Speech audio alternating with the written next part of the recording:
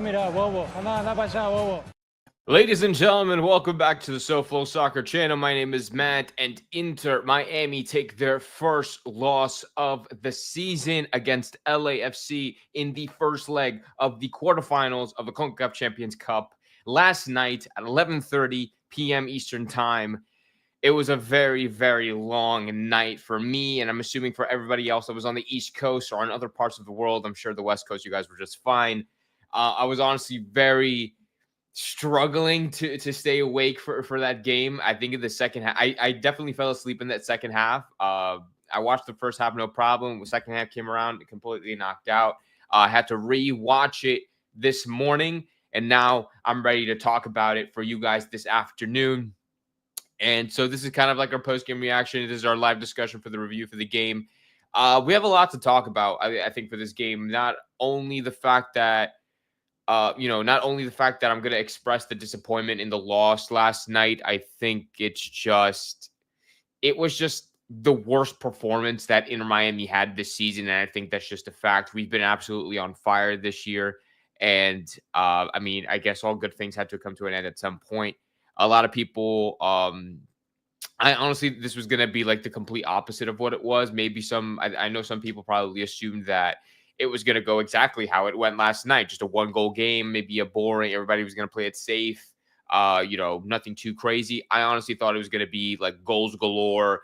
Messi was going to be scoring. They were going to be scoring, like Boanga, Under, like, you know what I'm saying? Like, but no, it was literally the complete opposite. I genuinely believe that LAFC were very, very scared of our offense, and which proved the fact that, and it proved in their style of play, which was very, very, very defensive. They were trying to lock down that midfield as best they can. They were playing very centrally, and they just didn't allow us to be any sort of threat on offense.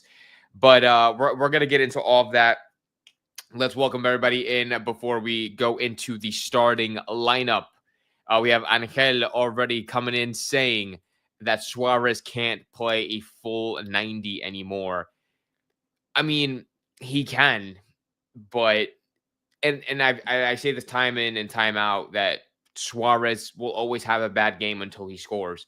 But the thing is that Suarez just didn't have a bad game. He was just constantly being locked down. Him with Messi, the central areas, they just weren't allowed to breathe.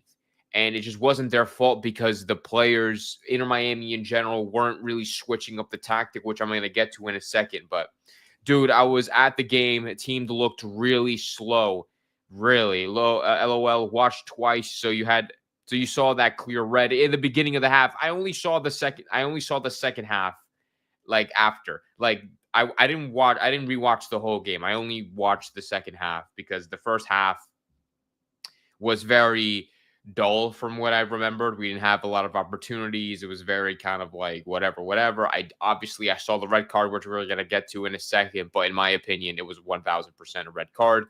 A loss was going to happen. We weren't going undefeated. I felt like Fafa on the wing was underused. I think Frey should have started. Agreed, rather lose now than in the final. We're bouncing back at home. Man of the match is the ref, says Mike B. Suarez is way too slow, no room for him, and he couldn't peel away. Segovia is AWOL, and he hasn't looked good in weeks. All right, let's look at the starting 11 then. Let's see how Inter Miami lined up for this game. Obviously, you guys know.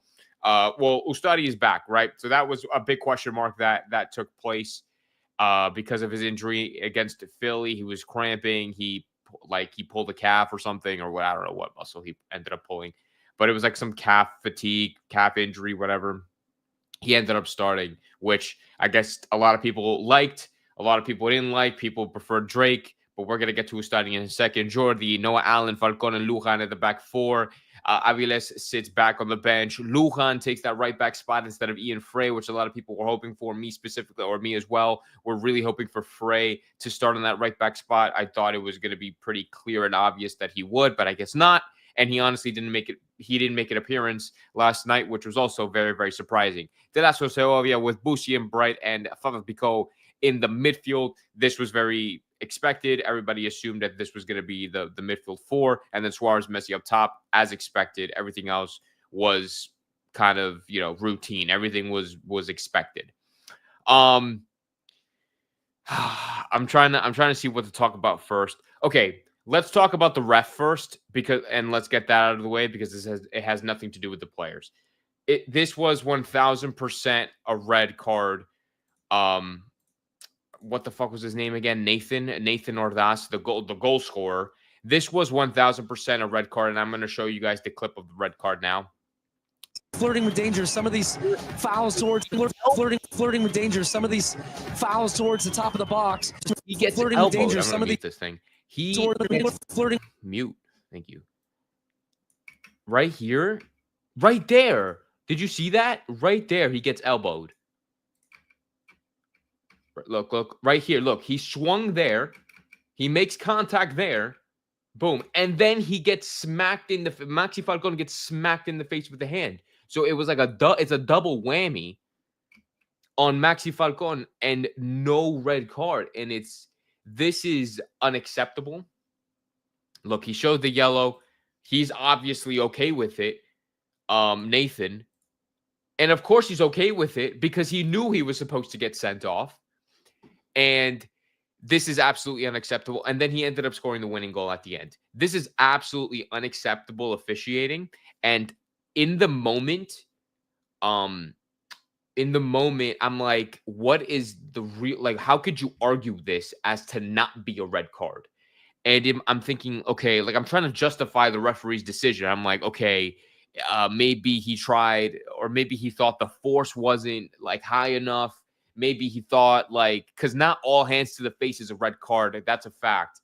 Not all hands to the face is a red card. So I'm like, okay, maybe he was just trying to brush him up. No, dude, like, when you look at it, you see the elbow make contact with Maxi Falcone's face, and then you see the smack of the face afterwards. The smack of the face was light. Don't get me wrong. I'm not talking about that. I'm talking about the elbow to the face. No elbow to the face is a yellow card in the majority of the time. When you get an elbow to the face, that is 90% of the time intentional. This was intentional by Nathan fucking Orlas or whatever his name is, Nathan whatever.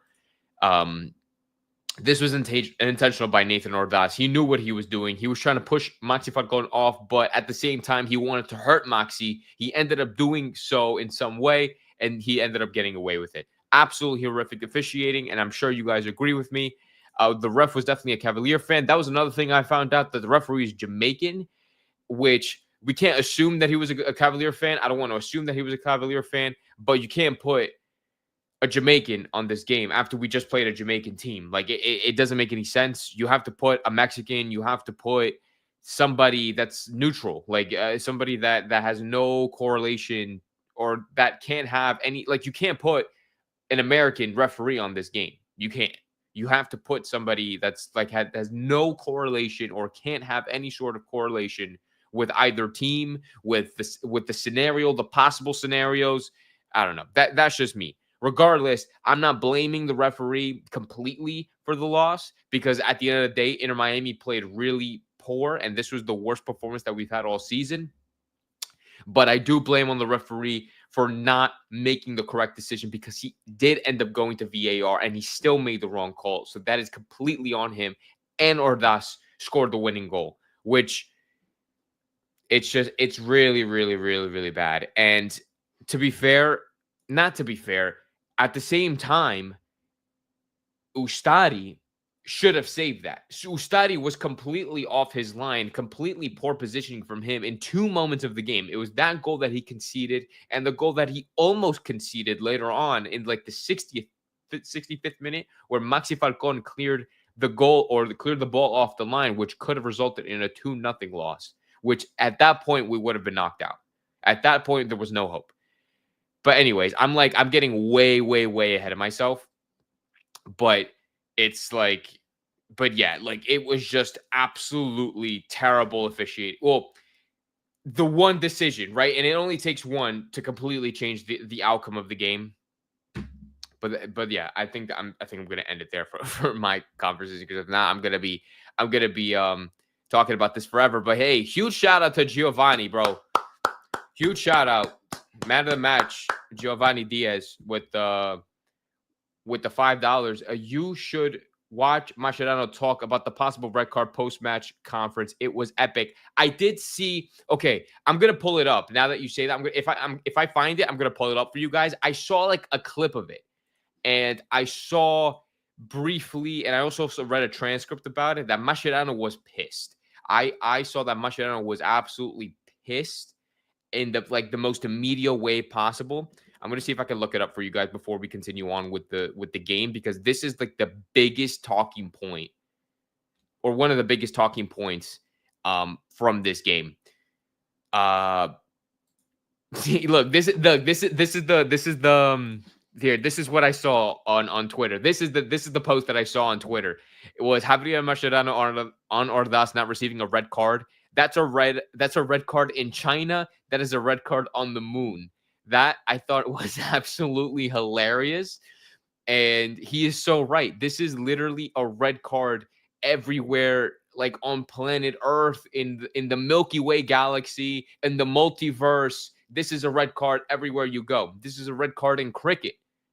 Like, there is just no, I don't know. And I thought it was absolutely hilarious when he said that. I'm gonna see if I could find a clip of him saying it. If I can't, it is what it is. But hey, man, huge shout out to Giovanni Diaz. You're an absolute legend for that. The first ever super chat on the channel. I'm gonna see if I could like put next up for the next stream. I'll see if I could like highlight your name down here. Actually, no, I could do that now. Actually, no way. No, I can't. I probably have to do it before the game. Before the stream. It's fine. What's up, Gassad? Here's my understanding. Wouldn't it be better to have the ref that can speak some of the main languages between the teams, like Spanish and English, because language barrier can be a make or break? I don't think that's not like the huge issue, though. I don't care if the referee's Jamaican or Haitian. Like, I don't care where the referee is from, as long as there is zero correlation to what could possibly happen after the game. Inter Miami just played a Jamaican team, and I'm not trying to say that this referee was a Cavalier supporter or whatever, but like it's a little bit, I don't know. I'm not trying to put that blame on the referee, or I'm not trying to get that angle on the ref, but I'm just saying that it's something to be looked at. Regardless, the refereeing decisions for Inter Miami games have been extremely questionable since we've started this season, and this game was no different with this specific red card. Inter Miami has been fined, we've been yellow carded, we've been suspended, in which, sure, it's been rightfully so. Like, we've definitely deserved those punishments, but we haven't seen that being reflected on other teams as well. So it just feels like we're being attacked, and there's too much of an agenda on Inter Miami to prove to everybody that the referees are not on our side. It's definitely a theory of mine. I don't know, man. It's just really bad. He didn't give Boussy the second yellow, but Boussy is still suspended for the next game. Boussy has an accumulation of yellow cards, and he's going to be missing the second leg of the quarterfinals anyway, so we're not going to have Boussy. So it doesn't really matter. It's really bad. It's so bad. Matt says the ref is a Cavalier fan. It's confirmed, and he's the reason we lost. Yeah, man. Yo, Mike V makes me laugh every single time, dude. He's hilarious. But I think Miami has to appeal to the CCC. It's a horrible 1,000%. I don't think you can appeal that. That's something that you can't appeal. If it was a red card, like, the only way that you can appeal is that if he gave a red card and like it wasn't supposed to be a red card, like that, like the situation with Ian Frey, like he was shown a red, but it wasn't like, but then they overturned it.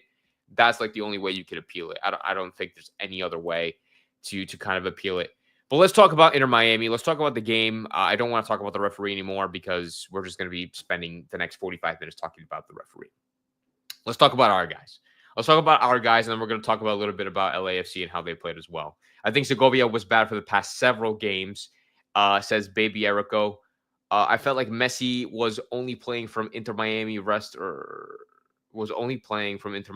of them were not making any runs. Segovia was only good during the Houston game. Suarez is finished. Damn, dude. Okay. bad game, all attack through Messi. If not him, nobody created any chances. They put 2 to 3 players on him, and that's an understatement, honestly, Casada. I think you're giving him too much credit. Oh, that's the wrong one. Messi, and not just Messi, but literally, I'm going to repeat what I said at the beginning of the stream, because now we're actually going to be talking about how we played. But I don't understand. Like, I'm trying to word this in the best possible way. I don't understand why we kept going through the middle. Like, well, I thought we figured out how to play without Messi or having to rely on Messi to create.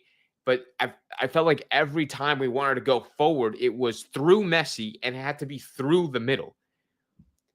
And it was through him, through Suarez, and then Bright was getting pretty high up as well at moments when Messi would drop back. Excuse me. But I just don't like Fafa was all alone on that right wing. He was always by himself. And for some reason, not a single ball was put out wide. I don't understand why. It completely, like, it really frustrated me at midnight. Like, I was so tired. I'm like, dude, like, pass it to Fafa. There was so many opportunities, and I think I can remember in the first half, and I think in the second half it happened a couple times, but there was just multiple opportunities where you can give the ball in behind to Fafa, and it just wasn't given. You can give the ball to Segovia. Segovia was a complete ghost, and I'm very disappointed in Segovia. He's been on fire since he arrived, but this is the worst game that he's played. And even in the last game against Philly, he was a complete ghost, like how you guys were saying before. Like, he's been kind of questionable. But I'm like, it just didn't work. And honestly, Velasco should have been subbed off earlier. I'm not sure what minute he came off. I think it was in like the 60th or something. Yeah, 67th minute for Cremachi. He should have been out in like the 50th. He should have been out way, like, just at least 15 minutes before, probably for the beginning of the second half. It was very, very frustrating. Absolutely frustrating for Segovia. I thought Maxi Falcon. I'm trying to think of or let me see what you guys think about that first before I move on to like defense and that stuff. Mike V says Segovia was a ghost. He was still sad that Venezuela got spanked by Ecuador. Moise Caicedo broke him and took his soul, dude. Rafinha was the same way. Like, Rafinha was trying to bring back the Argentina versus like Brazil when they played Barcelona, or when they played Atletico Madrid. I'm like, dude, what does Atletico Madrid and Barcelona have to do with Argentina versus Brazil? Like, just play your game. Hopefully that's not the case for Velasco Segovia, but it's funny how you mentioned that. Miami don't have width. They don't trust Fafa. I don't know why they didn't trust Fafa. Like, Fafa played very well against Philly. I understand it's Philly, and Philly and LA are different teams, but it's like we could have controlled the width. Like, LAFC were practically handing us the sidelines. We were always open. I wish I took a screenshot, but there were literally moments of the game where there were LAFC literally lined up like it literally looked like you know when you draw a penis like on like a whiteboard or something, or like it literally looked like that. It was a straight line, and then it was just the fullbacks. Like, that's literally what LAFC looked like at most times. It was so bad. It was really, really, really bad. But I don't know. The worst game of Miami, no intensity, just casual approach. It was sloppy, man. It was so sloppy, and the passes were bad. I'm trying to think what else was so bad. Just the organization. I guess just the reliance of going through the middle just ruined everything. The turnovers are really bad. Now that I'm thinking about it, that we were constantly turning the ball over, and we were just letting like LAFC like have the ball whenever they wanted, and we were just not threatening at all. Very, very, very bad, and it shows. When you look at let me go back to the bench over here, to the substitutes. Look at this bench. Like, we could have played Gressel. We could have changed the approach and played Gressel and had more width. There was no way Leo Alfonso was going to get minutes. There was no way Santiago Morales was going to get minutes. Not that maybe, I don't know if I don't want to say that Mascherano doesn't trust them, but they're young and they why would you put them in that situation? We're not putting in Chelo. And other than that, we have Redondo, Taylor, and Cramachi. We don't have anybody off the bench. We have nobody off the bench. Baltasar is not here yet. Obando's not here yet. Tadeo Ashende, we completely missed Tadeo Ashende. We missed him so bad. Because Tadeo Ashende would have been very, very useful. But there's nobody. And this is what's been hurting us. You think if Obando and Baltasar had already been integrated with the team the way they played, could have been. Oh, 1,000%. 1,000%. If we had Baltasar Rodriguez on the wing, if we had Obando to partner with Luis Suarez or to come off the bench for Luis Suarez, we would have this would have been, I think, a different game. I think this 1,000% could have been a different game, but I don't like to talk about that because it's like a what if, could have, would have, should have kind of thing. But no, it's just we have. I think Gressel was probably the only player we could have probably brought off the bench that could have changed the game in terms of changing the game plan. You could have added more with Gressel. Maybe Benka Cramachi could have seen the pitch a little bit earlier. Even Robert Taylor. I don't know, man. It was just not good. Taylor should have started. I wouldn't have minded that. Just solely based on the fact that Velasco Segovia didn't have a good game. Look at his heat map. It's just not. It wasn't good. It's just he wasn't everywhere. His passing was only 85%. He turned the ball over 7 times, or he lost possession 7 times. It's just not good. It just wasn't acceptable. Grema is better than Segovia this game. He ran everywhere where Segovia, I think Messi was walking inside the pitch. Suarez, I think not get along with him. Suarez should retire. He can't keep up just running without purpose. Hear me out before you kill me. Messi is most effective when he comes in later because the team is hell-bent on getting him the ball at all times. I don't disagree with you at all, but there's just no reason why Messi can't be just as effective playing all 90 minutes. If he were to play limited minutes in a game, I prefer him to come off the bench than to start him and then take him off. But regardless, Messi had to play the 90 minutes. It's the reason why we're not giving him full 90s in regular season matches. We have to give him 90 minutes in these types of games in the CONCACAF Champions Cup. You know what I'm trying to say? Allen almost cost us a goal a few times. Segovia, Crestel's better than Segovia. That's the first time in chat that I've ever seen that. I have a lot of Gressel haters in this chat. So this is the first time that I'm seeing, I feel like is seeing somebody say that Gressel is greater than Segovia. Maybe the birthday bash for Beckham spoiled. Yeah, no, they got too drunk, man. They were hungover from Beckham's birthday. They weren't ready, dude. If he isn't here to start, they play more laterally. So when Messi comes into the opposing team, to spread out so Messi can cook. I see the logic there. I definitely see the logic there. Giving 10 to 20%, Miami will go further. So, regardless, Messi starting, coming off the I think it's just I just didn't understand. We gave so much credit. I specifically gave Mascherano a lot of credit for adapting to very tough situations. This was a very tough situation, playing against an LAFC team who were very defensive-minded. We're playing like a 5-4-1 formation at times. We're playing very narrow, but it just didn't seem like there were any changes or just any sort of will to adapt to the game or try to do something different. They were just simply hoping that Messi or Suarez would just pull something out of their ass and just score. Literally, the best opportunities that we had in this game were free kicks that Messi had. I think it was 2 or 3 free kicks. There was maybe, I think, a shot of Suarez that got blocked. But it was just nothing threatening. Absolutely nothing threatening. And like I said, it just showed how scared LAFC were and trying to not make a mistake and to lock down that Miami offense. And it just showed how very, very poor Inter Miami are against a team that goes at just full on defensive mode.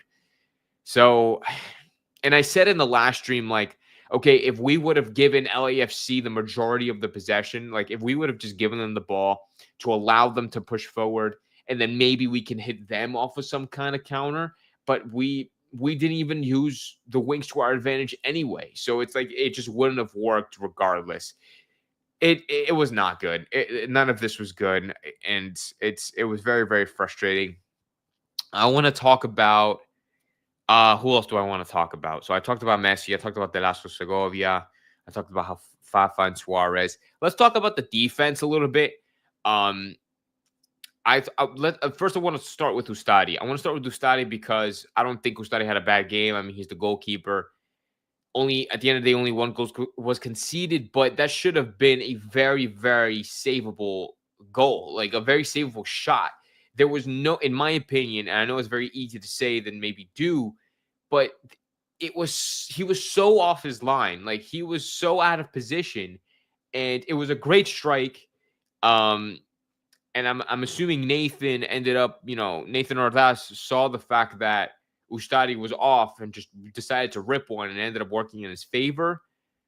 But Ustadi should know better. As an experienced veteran goalkeeper, like Ustadi needs to know better than to just stay there. Like to just stay on your line, stay that near post. There's no point in you coming up like up until the 6-yard box. Like when the opposition is on the 18. It doesn't make any sense. And like I said before, Ustadi had a moment also when he was completely out of position. I guess he was caught off his footing. He was in the wrong side of the net. I don't know, whatever the case may be, whatever the terminology you want to use. And LAFC had like a good like little play, like inside the box. Like they were putting some passes. They put some passes together. They ended up getting the ball inside of the box and they got a shot off. And if it wasn't for Maxi Falcon, we would have been down 2-0 and the game would have been over and the series would have been over. So I'm very frustrated with Ustadi. I mean, I don't want to blame anything on him, but it's very frustrating. Sometimes his positioning or his reflexes, it's very, very slow. And as much as of a leader that he is, as much as comfortable as he is with the ball at his feet, as much as he can command and take a lot of risks coming off his line and clearing the balls and putting passes onto players, there are times where it's like, dude, like I feel like you should know by now when to not take these risks or when to position, where to position yourself, when to push forward. And I feel like he doesn't do that. Like he doesn't do that most of the time. So, and it ends up almost costing us. It happened it happened in Philly. I don't know if you guys remember, but Ian Frey had a goal line clearance. And because Ustadi was very slow to react, and he was for some reason he was like so far over on one side of the goal, and it's frustrating because I feel like this defense, like the actual defenders, is saving Ustadi and is making Ustadi look good. And I don't want to and this could be controversial. I don't know what you guys think about that, but that's what I think. I think this defense is making Ustadi look very good. Yes, Ustadi makes some saves. I don't even know how many saves he made. He made 2 saves. He made 2 saves. He made 2 successful runouts. One clearance, 1 tackle, 1 ground duel, 1. I don't know. In my opinion, this defense, these center backs are making Ustadi look better than he actually is. I don't know if that's a hot take. And you can clip me, you can put it on TikTok or whatever. I don't think it's not going to get like 1 million views, but that's just me. I don't know. That's just me. Let me see what you guys have to say before I move on to the actual center backs like Jordi, Noah Allen, because I want to talk about Noah Allen and Falcon and even a little bit of Lujan before we move on. We need that guy Obando to start. Man, they need to think of something more creative when we have a free kick chance. I mean, yeah, the free kicks were kind of weak. LAFC just parked the bus. Only way long shorts. Only way long shorts? I don't know what that means. Messi just lost power shot. You can see with the free kicks, he focused on accuracy. Frey would have linked with Fafa. Maxi saved this by blocking so many and avoided the second goal. Miami let shoot without resistance from open space. Of course, they put it on target. Calendar is much better on the line, but Ustadi is much better playing with his legs. So it's like, and so now it's like you have to choose your evil. So it's like, do you want Drake Callender, who is not a bad goalkeeper, in my opinion. I never thought he was a bad goalkeeper. Yes, I didn't think like he has the abilities or some of the abilities that Ustadi has, but Ustadi doesn't have some of the abilities that Drake has. I feel like on the line, like actually being in the net and like having to dive for attack or dive for a save and or whatever the case may be, I think Drake is that guy. Ustadi, I don't think is that person. Like if we're not being as contested, like Ustadi makes good saves. Don't get me wrong, but I think Drake is a little bit better in that department. But like Ustadi, like I said, he likes taking those risks. He's like a huge sweeper keeper. He makes those runouts and he's very successful at them. Drake can't do that. Rocco can't do that. So it's very like it's like you get like a lot of pros and cons with all the goalkeepers that we have. We don't really have a full well-rounded goalkeeper, and I think that Drake would have the most potential, or would have had the most potential, being that well-rounded goalkeeper, being here for so long. And Rocco, I guess, now has that ability because he's so young and whatever. But man, I don't know what Ian and Ashley got to say about this. I think we're supposed to be going over. I love the profile picture, by the way, Henry. I don't know what they're going to want to say about this. I know they're going to be very frustrated with the referee. I know they're going to be very frustrated with how we played. But I think we're going to be recording an episode either today or tomorrow. Tomorrow I work, so I'm kind of hoping it's later today. But yeah, no, I was texting them in the first half before I went to bed, or like before I fell asleep on my phone, and they were very upset. From Bushi and Bright to the keeper is great, but the goal from LAFC I just thought is slow. Study is just not prepared on that shot. Maybe Drake would have saved that shot, but the sweep that Study did outside the box, Drake would never do that. Absolutely agree. How dare you? Rocco can do anything and everything. He should have played. He should have started then at that point. I mean, it's just, I don't know. It's very frustrating. I want to talk about Maxi Falcon, and I want to talk about like our defense in general. Maxi, Bright, Allen. I thought Bright was fantastic, in my opinion. I thought he did great. I thought Maxi did great. I thought Allen had a good performance. It was maybe it wasn't his best, or maybe someone would say, but I thought he had a solid performance. Like, sure, he had some like mistakes, but he's freaking Noah Allen. Like, he's a 20-year-old a kid from Pembroke Pines that played at Weston FC. Like, yeah, like it's bound to happen. Like, you know what I'm saying? So I thought Noah Allen was fine. And look at his heat map. Look at his heat map. He got pretty high up there. He was playing like in the midfield almost. And like Bright got pretty high up too, as you could tell. Like this, so we're attacking to the left. Like Bright got really high up, which was something that we never really saw before, I feel like. Or I feel like we haven't really seen a lot. And that's probably why Redondo was subbed on for Bright. But I mean, that happened in the 80th minute. So there wasn't really much to do there with Redondo.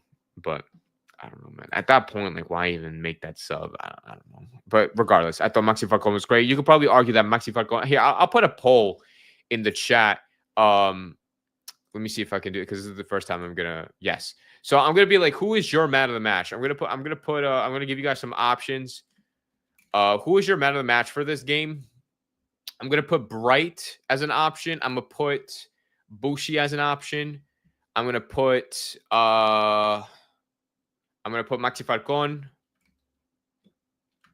And then I'll put, I mean, that's pretty much it, right? And then, I mean, I'll just put Messi just for the sake of putting Messi, but I don't think anybody would choose him. I'm gonna put it in the chat right now. We're gonna start that poll. Who is your man of the match for this game? I personally, if you were to ask me, I think it's between Yannick Bright and Maxi Falcon. I think Yannick Bright had a great game. I think both of them had fantastic games. I think I want to give it to Maxi Falcon because of the fact that he got that goal line clearance. And it was honestly, if he didn't have that goal line clearance, the series, I genuinely believe we would have lost the series. Like, there's no way we would have came back because of the away goal rule. If we go back home, and even if we win 2-0, that's it. That's our thing. We would have to win 3-0. You know what I'm saying? So honestly, I thought that might have that saved us from having this like a slight chance from getting some sort of result next week and hopefully go through. Don't you think Frey would have done better at the right back? Honestly, yeah. I was very, very surprised that Frey didn't play. Like he didn't play at all. He didn't start. He didn't get subbed on. I mean, I don't think Lujan had a terrible game. I thought he had a pretty good game. But I thought Frey could have given us a little bit more, and I don't know, and it probably would have maybe gave us a little bit more offensive support. Maybe it would have. I don't know. I don't know. I thought Frey would have done a lot better, and like I said, not bashing Lujan. And what else I was gonna say? I also thought Gressel. I thought Gressel should have seen the field, but that's if we were gonna change the game plan. If we were gonna have more width, I thought Segovia could have come off. Gressel could have came on. Fafa would have moved to the left. Maybe Gressel played it on the right. And I thought we would have been, and then we would have used that to. I thought we would have probably gotten something out of that. I don't know. I thought we would have gotten something out of that. I don't know how long does this. Okay, we'll leave the poll up for like another 30 seconds. Make sure to vote. I put Maxi, Bushi, Bright, and Messi. Make sure to vote in the poll now, and then I'll put the I'll end it for we're gonna do it for like another 30 seconds. This is the first time I'm ever doing a poll, so I appreciate the patience here. So I think at the end of the day I might go to Maxi Falcon because I think he just saved us with that goal line clearance. But I thought both of them were very fantastic, and I think it's between them two. Messi was a solo performer today. I thought Messi did whatever he could do to try to do it. Super disappointed with the results, says Wookie. Appreciate you for coming back, bro. Yeah, no, very disappointed, man. And it's going to be harder for next time out, which I'm going to talk about in a second. As soon as we end this poll, we'll talk about what this means going back to Fort Lauderdale. It's not Falcon. If it's not Falcon, it would be 2-0 and it'd be over. Gressel is never touching the field again. I know, but he could have touched the field today, is what I'm trying to say. We need Aviles on the corner kick header. Yeah, I'm surprised. Yeah, I mean, honestly, I don't want to say surprised, but I'm kind of surprised that Aviles didn't play because I thought he had a good game last time out. But anyway, should be always Rocco should be man of the match. Okay, all right. I'm gonna end the poll now, and I want to see if it shows the results. Yeah, there we go. It does show the results in the chat. So, who is your man of the match according to the poll that we just did? Maxi Falcon got the most with 45%. Bright got second place. Messi got third, and then Busi got no votes. I probably just should have put Rocco, so you would have. I wanted to see how many people would have actually voted for Rocco. Thank you to everybody who participated in that. But now, what does this mean for the second leg? We're not going to talk about it too much because obviously we're going to do the preview the day before the game. But it's going down 1-0 is not the best situation. It could be worse. It could be a lot worse, right, guys? This could have been 2-0. We could have lost 2-0 if it wasn't for Maxi. But conceding a goal, not getting the away goal, it's just not ideal because for a fact we're not gonna keep the clean sheet next time out. There's just no way. There's no way we're not gonna. We're bound to concede a goal, and we can't rely on just not conceding for us to potentially go through. Even if we win 2-1 next week, we lose because they scored an away goal. You know what I'm saying? So we need to win. We need to win. We need to score 3 goals essentially on Wednesday next week because we have to create that cushion. If they do get one, we need to score another one. So we need to score an extra one to win it. We can't tie on aggregate. We cannot tie on aggregate. We have to win. So now we're under that pressure where we need to score 3 goals. And we're under that pressure where if we don't go through the semifinals, honestly, this is probably going to be it might be dramatic, but it might be a failure of a season because getting knocked out of the quarterfinals again when we're the favorites to win it. We have a way better team this year.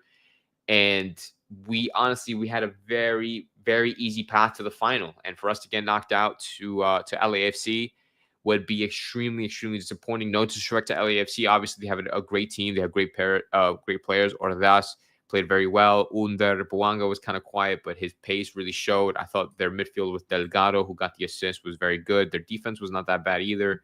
Well, not that bad, obviously, because they had freaking 7 defenders playing back at all times. But I don't know. I mean, like if we're able to win 2-0 next week, that would be very, very dramatic. That would be a fairy tale. But I'm assuming that we're gonna get scored on at some point, and so that's why I'm saying that we have to score 3. So I'm hoping for the best for next week. Now we have Toronto on Sunday, so we're gonna do the match preview. I think I work on Saturday, but I'm gonna see if I can try to do the match preview on Saturday. If anything, it'll be like a late stream on Saturday. And then obviously we'll do that post-game reaction on Sunday. I'm gonna go to the game, so I'm gonna try to vlog it. I'm gonna try to vlog it, and I say try because I don't know like who's gonna play and who's not. Like if Messi doesn't play and all that, then I don't know if you guys are gonna want to see it. But anyways, LAFC might park the train next week, and that's another thing that we have to look out for too, right? Because I mean, they're probably going to want to score, but they're probably going to want to score off a counter, but they're not going to take any risk because they know they can lock us down on defense. And if they do if they have the same performance, and if we have the same performance that we did last night next week, LAFC are going through. So I still have faith in our boys to get a result next week. I'm really hoping that we can get a Shinde back into the squad. I'm really hoping that we can get Obando and Baltasar into the squad, but I highly doubt that that'll happen. And it probably wouldn't be the best to just throw them into a second leg of a quarterfinal as their first game for the club. So it's very, very difficult, but it'd just be nice because then we can see somebody play other than Suarez and hopefully play just as good, if not better. But that's gonna be all from me, guys. I think I covered everything that I wanted to cover. I'll be back for the preview for Toronto. I'm gonna try to do that tomorrow or Saturday, and so just stay tuned for that. Make sure you like, make sure you subscribe, share with your friends. Make sure to turn on the notification bell so you don't miss when I go live. Because I normally don't advise that I go live or like put up the video that I'm gonna go live until like the day of. So make sure you have the notification bell. Follow me on Twitter. Follow me on whatever. I mean, if you want, if you have that type of stuff. I normally do all my I'm normally very active on YouTube on the community tab. So that's where you'll normally see updates from me. But I appreciate you for you guys for tuning in. And one more shout out to Giovanni Diaz with this super chat, the first ever super chat for the channel. It's honestly you're a legend, bro. And next time you're gonna starlight. You're gonna be the star of the stream next time out. I appreciate you, Giovanni. I appreciate to everybody who joined for sharing their opinions. I'll see you guys for the preview next time out, and hopefully next week will be a different story. And it's very frustrating, but we're gonna hope for the best against Toronto. We're gonna hopefully play a completely rotated team, and then when we come back on Wednesday, we're hopefully gonna win, go through to the semis, and hopefully keep our CONCACAF Champions Cup dream alive. I'll see you guys then. Have a good day. Ball Miami.